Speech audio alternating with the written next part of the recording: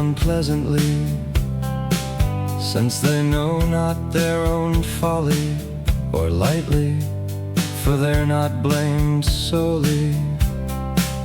Who would behave becomingly were it told, or if blame came their way? So love, I'll hide it from you not a day. He loves not the one whose hurt he hides. Great the harm when unbecoming guides, and you fail too much from ignorance, or you think blame won't come by chance. Yet I can make it no less yours, I say. No less yours, I say. No less yours, I say. At the least I'll make it plain that your rule is far from right. Understand me in this light.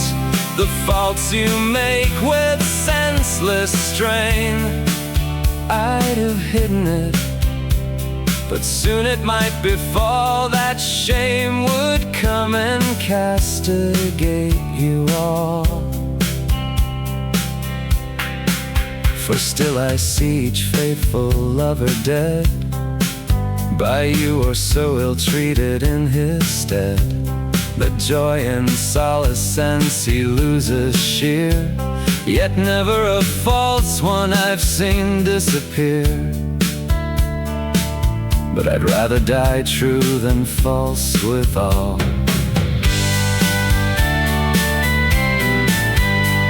Die true and false withal.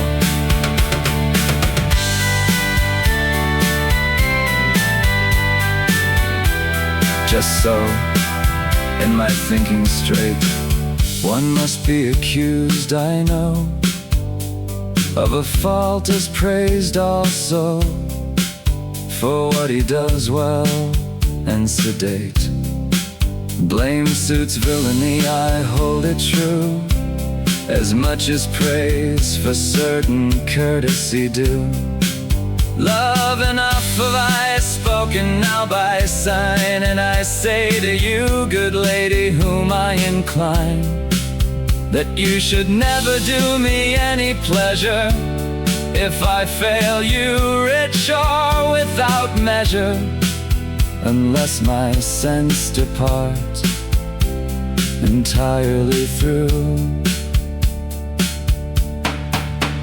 Yet for all that, lady dear, suffer not my harm to grow, as I know to hide my woe.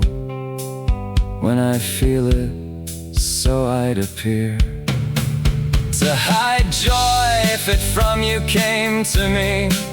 And I love myself for nothing, you see, so much as that I live to do your will.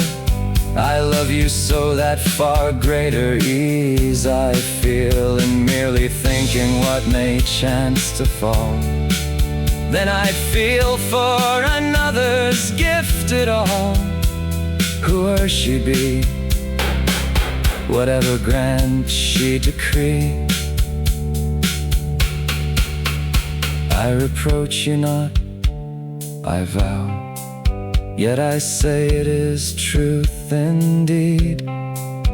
She who gives her lover speed does much better, I allow, than she who keeps him long in weary fret. I say and know it had been better yet. A lady ate her own before the grave than after. Though she wish it, she may save. No power then to bring him back to cheer. No joy of lover else may now appear from any other side, so justly said.